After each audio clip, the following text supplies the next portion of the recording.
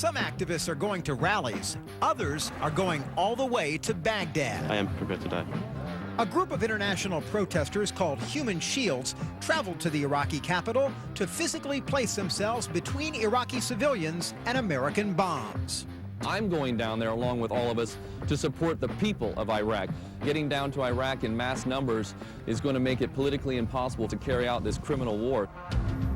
But the anti-war movement is also finding unlikely allies in mainstream America who are just not sold on the necessity of a war against Iraq. I served proudly in 1991 with the Gulf War, and what I experienced and witnessed firsthand is wholesale destruction. And after seeing that, I believe that war must be avoided. It should only be a last resort. We are a group of people who lost family members on September 11th, and we feel like we do not want war in our name and in the name of our lost loved ones. The ranks of the anti-war movement are swelling, thanks in part to the ease with which people can participate. What's unique about this new movement is that for the first time, we can involve a housewife in Arkansas or a high school student in Kansas who doesn't necessarily want to go stand on a street corner with a sign. But they get an email, they go to our website, they sign a petition. Move On is an online organization that has brought 750,000 people together via the internet, all from the comfort of the main office in 22-year-old Eli Pariser's bedroom. Our members are patriotic, mainstream Americans from all sorts of walks of life, and they're basically getting together around this very simple message. This war in Iraq doesn't make sense. Let's let the inspections work. While very few opponents to the war challenge the notion that Saddam Hussein is a tyrant who should be disarmed, the heart of the debate centered on how the U.S. should respond. I don't think that we can combat terrorism by using more violence against it. It's going to bring back more violence against us, creating more September 11ths, and it's going to bring September 11ths to other people and kill other people just like my brother. Which may be why in late January, only 19% of you supported U.S. military action without the backing of the United Nations. If it was backed by the UN, it looks more legitimate that way. And it means that there's actually something there that needs to be done, not just something that the U.S. wants to do. If we go in and do this against the advice of our friends in the Coalition Against Terrorism, we risk really putting our security at jeopardy. If the United States is going to be a rogue state, you can expect the other rogue states to get even roguer. All right, there you have a look at really our front yard, Times Square, New York City. Protests showed their face this afternoon here at Times Square as well. Protesters turned up and blocked some traffic earlier this evening. And there you have Baghdad, Iraq, the capital city of Iraq. Early morning, Thursday morning there. And as the sun was just coming up, an initial strike, a decapitation strike, the Pentagon is calling it, and that is how this war on Iraq began. We've got some emails. We're asking you guys to tell us what's on your minds, and we've got one right now from Laura. She's 22 from New Hope, Pennsylvania, and Laura says, I'm scared of this war, and I wish it was not happening, but I know it is happening for the right reasons. Jenny from Baton Rouge says, even though I support Bush, it is scary and surreal that my friends and brothers are fighting tonight. All we can do now is pray and support the president's choices, no matter where they take us. Jenny obviously has a lot of faith in the president. We are running a couple of polls over at mtvnews.com that deal with these topics, and Gideon, you've got more on that right now, right? Yeah, that's right, John. You know, sending emails through the You Tell Us section isn't the only way to share your opinions with us here at MTV News. You can also, we've got 4 polls running up right now, and one of those polls is asking you guys, how secure do you feel right now against the prospect of a prospective terrorist attacks? We've heard that it's a virtual certainty that you'll see reprisals here on American soil. Well, so far, about 32% of you guys feel no different than before. Well, about 53% say a greater risk, and 14% feel a less risk of a terrorist attack, and only 1% are not sure. John, what do you make of these numbers? I think people are divided. Obviously, Gideon, you know, it's. I think people have been conflicted for a long time on these questions. I think so. Yeah. The only way that we can really make sense of this ourselves is by your participation. We want to hear what you guys have to say on this subject, so do head over to mtvnews.com and take a look at what else we have. Go to mtvnews.com and join the debate over the conflict with Iraq. Our polls are live, so voice your opinion on the war, what it means to be patriotic, and how it's affecting your life. Compare points of view and send us your own in You Tell Us. Find out how to get involved, whether you want to protest the war effort or support it. Get in touch with young service people fighting against Iraq. Plus reports on key players, updates on the war, and more on mtvnews.com. All right, another recap, the latest we've got for you guys. The U.S. has broadcast the following message to the Iraqis. This is the day you've been waiting for. Obviously, U.S. Hoping that the Iraqis view this, or at least eventually view this military action as something liberating.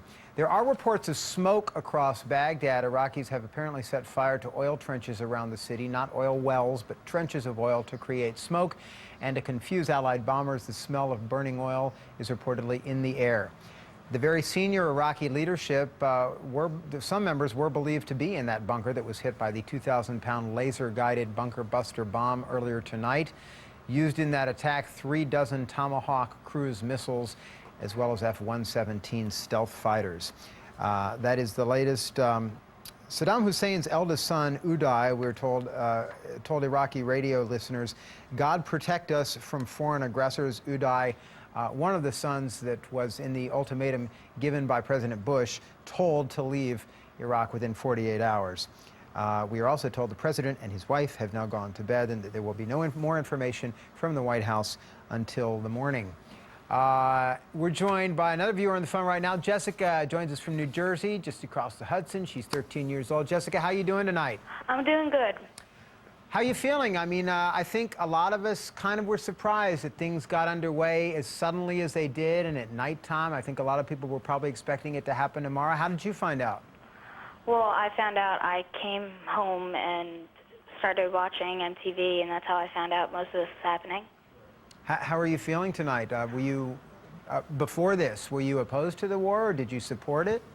Well, I think whether you're for or against the war, every American should support the war, our troops, because of what they're doing. Most of us don't have the guts to do.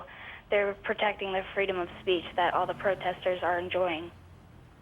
All right. What do you think of protesters when you see them? Do you support their right to exercise that freedom of speech, or do you feel it's in a way unpatriotic?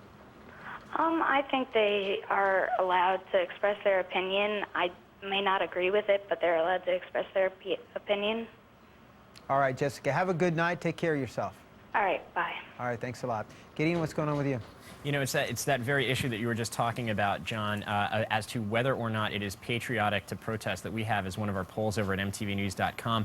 President Bush has said that he looks at the protests that have been going on as, quote, proof of the health of democracy, but he's also dismissed these mass demonstrations as focus groups. And while we are guaranteed the right to free speech and free assembly as citizens, some have suggested that it is unpatriotic to protest war in the wake of September 11th. Our very own Ian Robinson recently did a whirlwind tour of the East Coast, posing that very question: is it unpatriotic to protest to just about everyone that he met? Here's a look at what he found.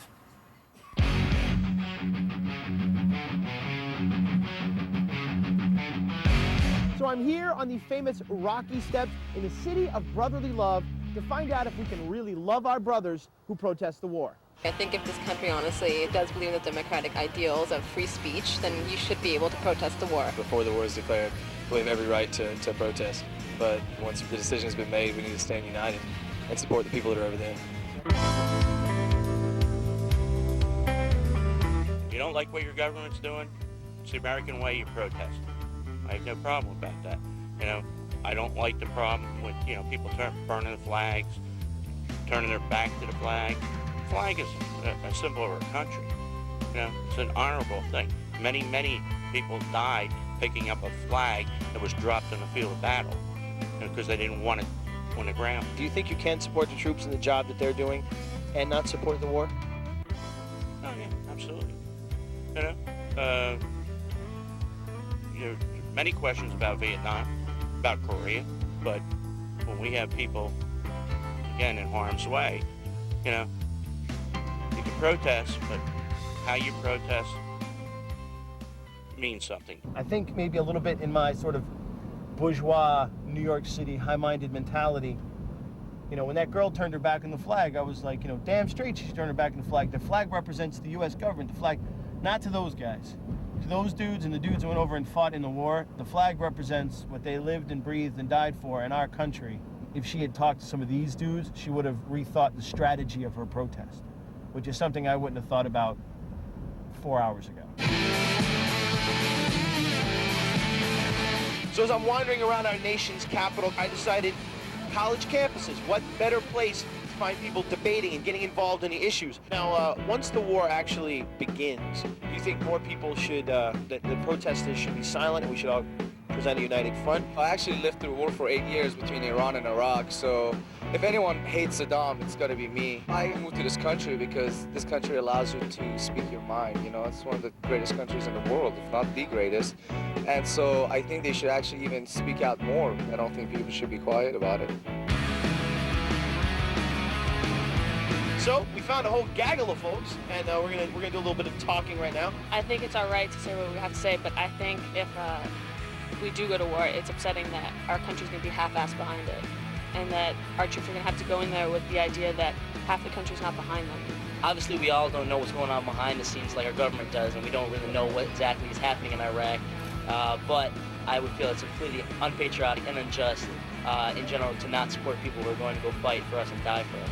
Okay, I figured it wouldn't be too hard to get college students to voice their opinion, but where do I go next to get some good conversation going? The movie I watched in my hotel room late last night gives me a great idea. I mean, we can't talk straight in the barbershop, then where can we talk straight?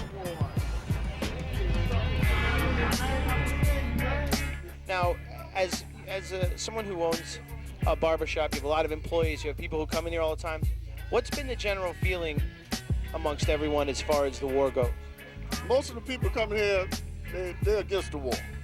You know, we talk about it all the time, and most of them disagree with the war. To say as America, you entitled to your own opinion. You know what I'm saying? I got my own opinion. I think you should handle what's going on over here before you go over there. You know what I'm saying? They're talking about the Twin Towers. You ain't even found Bin Laden yet. You ain't even found Bin Laden yet. You think you can support the troops but not support the war? I can support the troops. They following orders. Hey, I got to follow orders. It's a job. This is how they pay their bill. I don't have nothing against them. It's the people that behind them that's setting the policy for them to be there. I just don't want the United States to all of a sudden get patriotic once American troops die like we did on September 11th. The two Twin Towers go down, and you had all these people with flags out. We should support them now, regardless if we disagree with the president.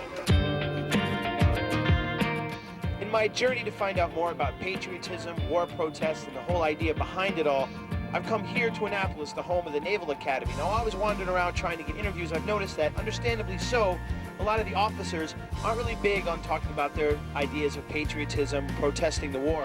One thing I did find out in D.C. is if you're going to get anybody to cut loose, you're going to do it at the barbershop. I'd like to make it clear that my opinion isn't related to what the Naval Academy's opinion is, but as my personal opinion, I think it is somewhat unpatriotic now that President Bush has declared the threats that are out there. What would you say to somebody who was like, well, you know, the country was founded on freedom of speech, so it's sort of, you know, our right to protest the war if we want to? It is your right to protest the war. You can absolutely do that. I just would urge people to think about it carefully. Even people who support the idea of taking out Saddam Hussein, everybody supports the right to protest, which is kind of cool. After driving for hours and hours through Delaware, I thought to myself, you know what? I'm still not done. I have more people to talk to. I have more investigating to do. So I thought, you know what? I'll just pull off at some kind of random bar, and you know what? It gets no more random than the bar. You have to stand as one country. Just stand behind your country. If not, get out, move to another country. If someone came up to you and, you know, however you feel about the war, if they had the opposite opinion, does that suddenly make them un-American? That's freedom of speech. So, you know, everybody got their own speech. Just don't disrespect the USA, that's all. After the war actually begins, do you then think that protesters should be silent, or do you think there's room in there for dissension? Even during the war, that's America. Going into my assignment, I already knew that a war with Iraq has our country divided. But from the Americans I talked to, one thing has become clear. Whether they support or reject the president's decision to go to war with Iraq, everyone agrees about what we're fighting for, namely the pursuit of liberties like freedom of speech that are guaranteed in our Constitution. I've been given some food for thought along the way about how we protest, but I have no doubt that the American people haven't lost sight of the fact that the ability to protest is what makes this America. I can only hope that as our government leaders follow the path of war, they don't lose sight of this either. That was Ian Robinson. What do you think? Is it unpatriotic to protest? That's one of the polls that we have rolling over at mtvnews.com currently. Regardless of whether or not you support this war or the troops who are fighting it, the stark fact is that a new generation in their late teens and early 20s of Gulf War veterans will now join American society. Just how young these guys are is something that we explored earlier and these are some harrowing statistics that might give you a better idea of just who exactly these young men and women in uniform actually are. Who are the men and women in uniform? I was in 4th grade watching the Gulf War, the original Gulf War going. Here I am. The military is the single largest employer of Americans aged 25 and under. That means that more high school graduates are saluting officers than asking if you want fries with that. The average age of soldiers amongst all 4 branches of the military is 27. Though, having been there myself, I can tell you that the real age of the young men and women fighting on the front lines is much younger. Signed up right after high school, and I've been in for about 7.5 months, and I'm already over here. 67% of MTV's audience polled this January said that they had a friend or family serving in the military. And when we say family, we mean family. Almost half of the men and women in uniform are married, while 47% have kids of their own. The average age at which a Marine gets married, 20. Today, most military enlistees stick around for an average of 7 years, making service a career, not just a means to get into college. Though today's armed forces are better educated than in the past.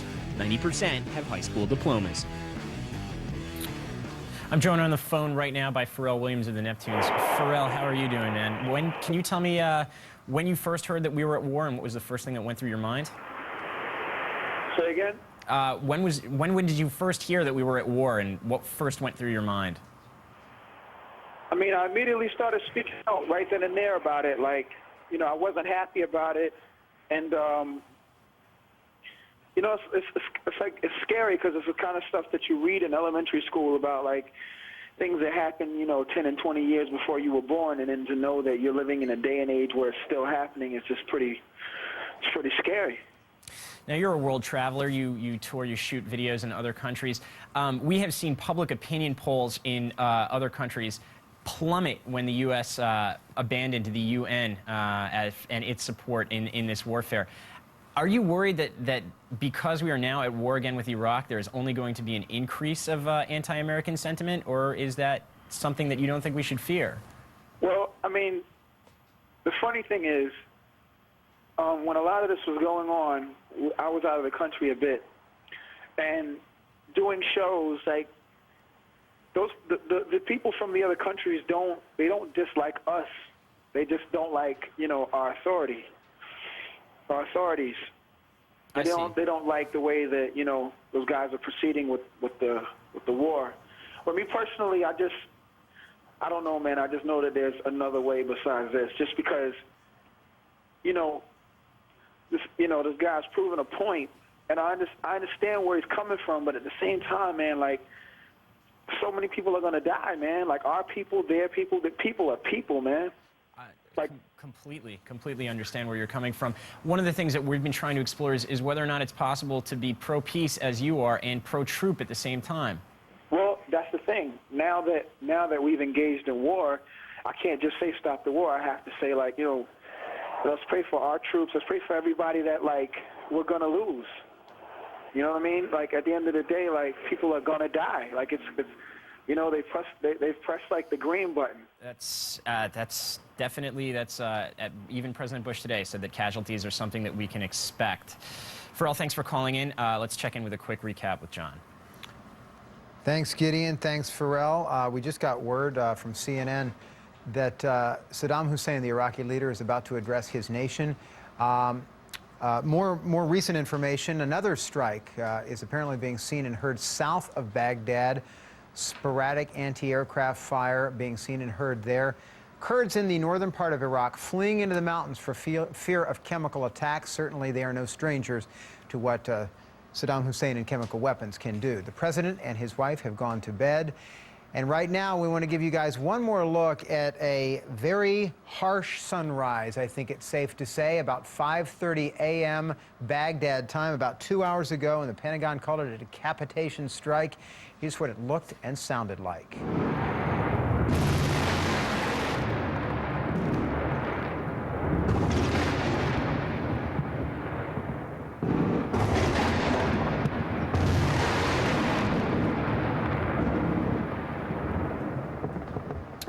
President Bush, if you didn't see earlier, addressed the nation from the White House. It was about a 4-minute address, and he called that strike only the early stages of military operations to disarm and liberate Iraq. And he also prepared, in language he used, he prepared the nation for what could be a longer campaign than some have anticipated. So, we're only at the beginning, clearly. For more information about this war, stay with us. We'll bring you plenty of updates as the news warrants, and please check out mtvnews.com. For now, good night from the MTV studios.